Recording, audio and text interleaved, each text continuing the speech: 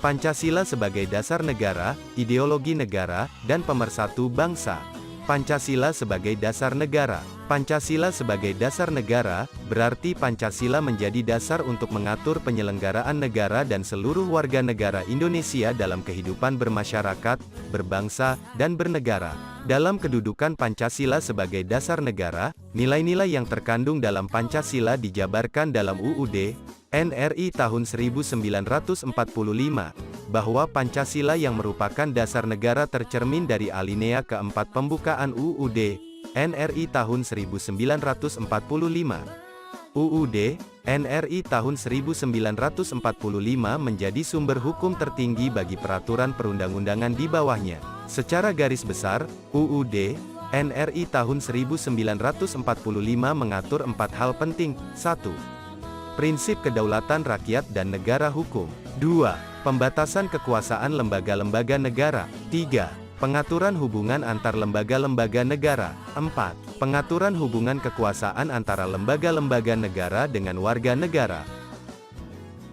Pancasila sebagai ideologi negara, selain sebagai dasar negara, Pancasila juga sebagai ideologi negara. Dalam kaitan ini, istilah ideologi merujuk pada pelaksanaan ide, yang awalnya menjadi dasar atau prinsip filosofis, lalu digunakan untuk memaknai dunia kehidupan. Pancasila dapat dimaknai sebagai sistem kehidupan nasional yang meliputi aspek politik, ekonomi, sosial budaya, dan pertahanan keamanan dalam rangka pencapaian tujuan negara yang didasarkan pada dasar negara. Nilai-nilai yang terkandung dalam Pancasila mencerminkan jati diri bangsa Indonesia, yang melandaskan pada keyakinan bahwa manusia sejatinya diciptakan dalam kebersamaan dengan sesamanya. Nilai-nilai tersebut merupakan kristalisasi dari pengalaman hidup yang menyejarah dan bersumber dari religiusitas bangsa Indonesia, adat istiadat, kearifan lokal, pandangan atau filsafat pemikiran dan ideologi yang berkembang ketika Pancasila dilahirkan, budaya yang tumbuh dalam kehidupan bangsa, konsepsi hubungan individu dengan masyarakat yang sudah membudaya dalam masyarakat Indonesia.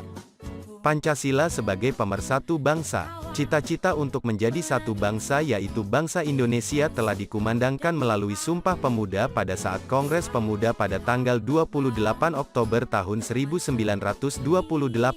Kebangsaan merupakan subjektivitas bersama dari warga yang timbul terhadap kondisi sosial politik, ekonomi, maupun ketidakadilan yang menimpa warga bersangkutan.